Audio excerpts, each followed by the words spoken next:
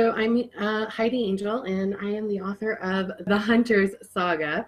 And I am re-releasing the first book in the series, The Hunters, and then The Hunted, which is the second book in the series. And we're doing a huge tour for that as well, which this is part of. And again, you can see that master list at my website. It'll have all the awesome stops on the tour. And the Hunter's Saga is a urban fantasy series for those who believe that vampires should be killed, not kissed. So it's a lot of fun, but if you were a huge fan of Twilight, this might not be for you. If you hated Twilight and all those people who loved Twilight, this book will make you very, very happy. How many books do you have planned for the series? Right now, there's already 6, but I called it a saga for a reason because there's no end. I mean, she's immortal. He's a werewolf. It could go on for a really long time.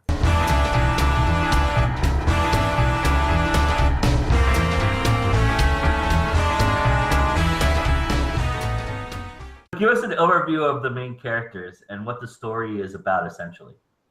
Okay, so the Hunter Saga actually follows Fury and Havoc, which are the 2 main characters, but we never see things from their perspective.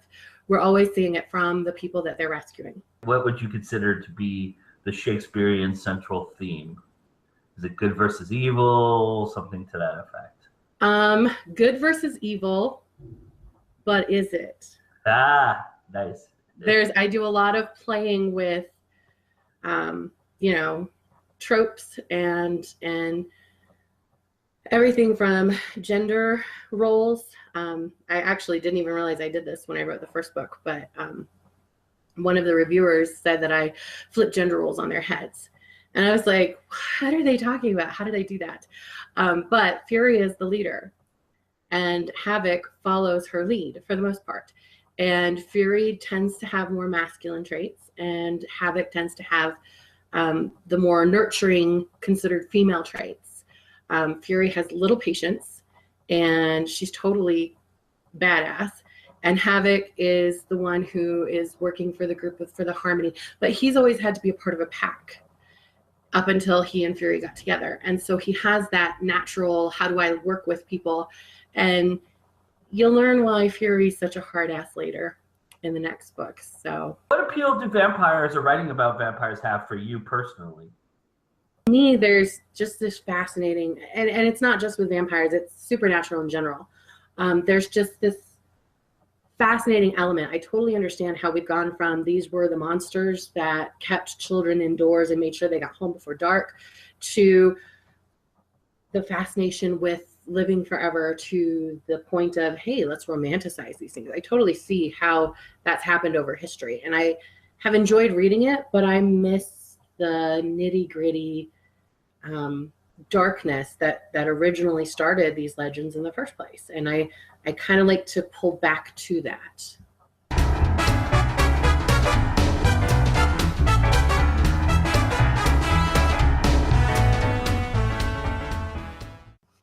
What did you learn from writing the first book that you applied to the second?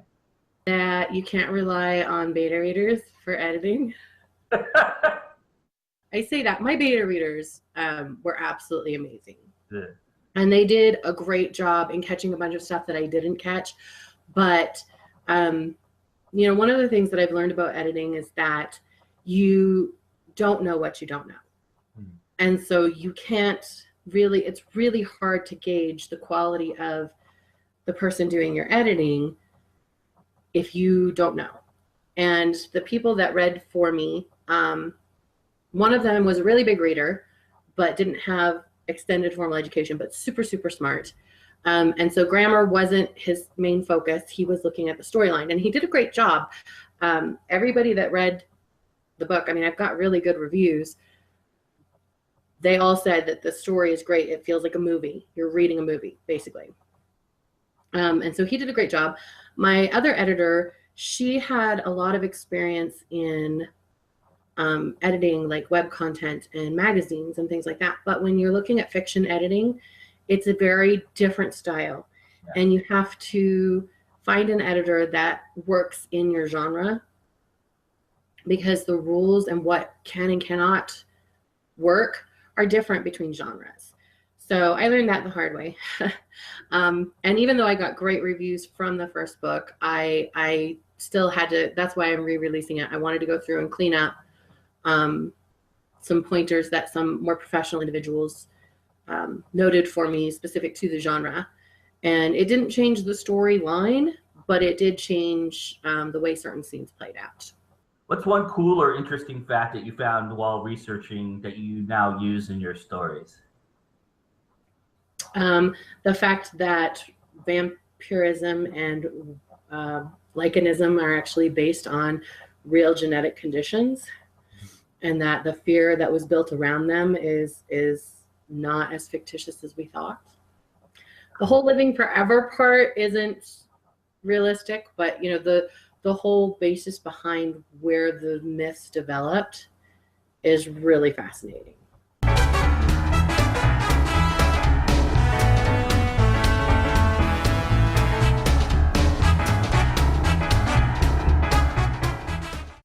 So what's one way in which you use the subject of your series to create a unique marketing tool?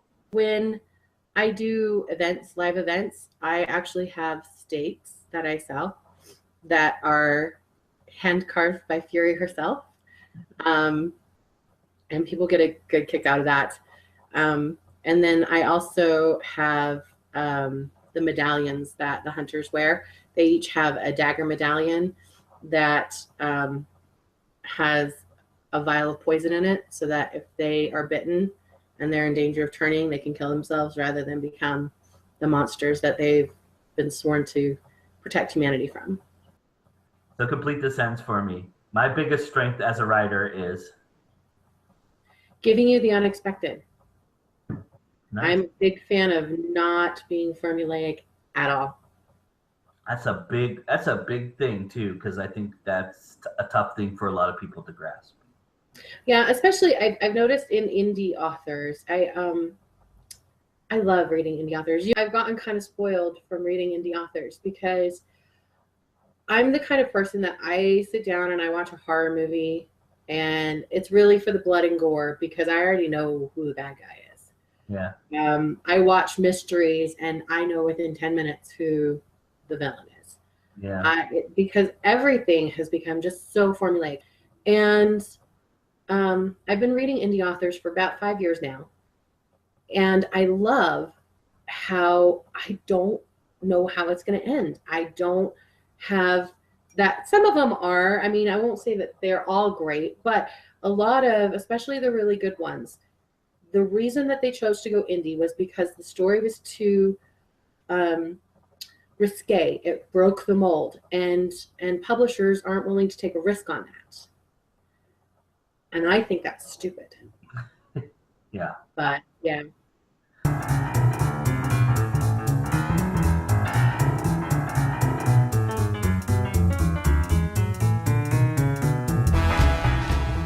So everything is on my website. Again, that's www.heidi, Heidi, Angell, ANGELL.com.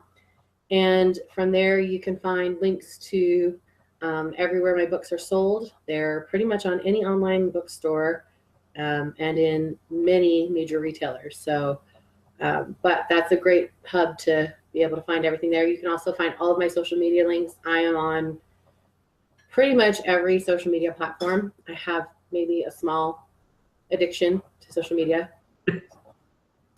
But yeah, you can follow me everywhere: Facebook, Twitter, Instagram, Stage 32, which is a great one for actors and screenwriters.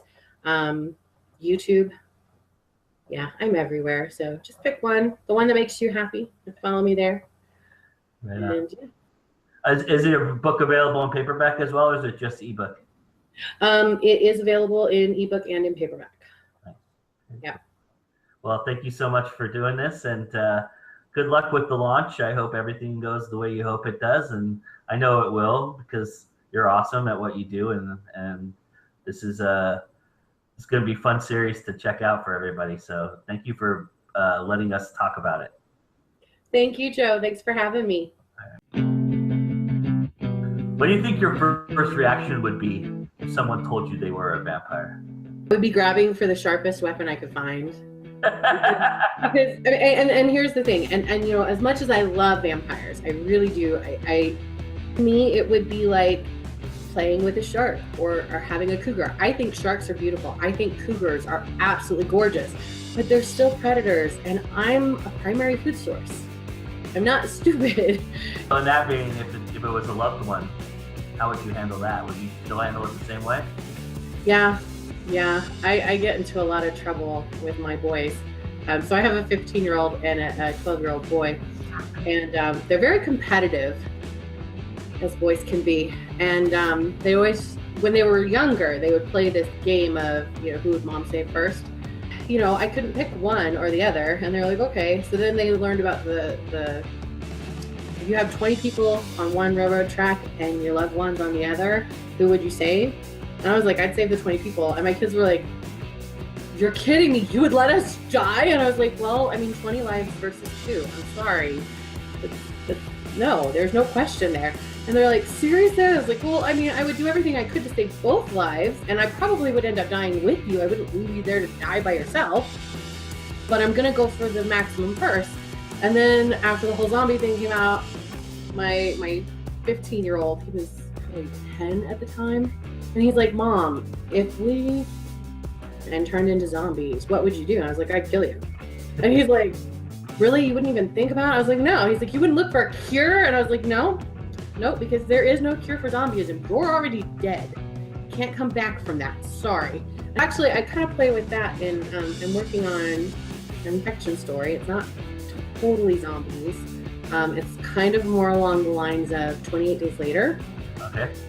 Where they're kind of zombie-ish, but they're still alive. Anyway, so in the story, I play with the idea of just because someone's bitten doesn't mean that they turn. And right. Even though the vast majority of them do we risk waiting until they're showing signs of being sick before we kill them? And I also play with the whole concept of what if there's a cure and we're killing all these people that could be saving them. And, you know, I love the idea of infection stories and zombie apocalypses, looking at people's morality and their, you know, what will I do to survive? But in this book, it's taking a kind of a broader look at humanity in general.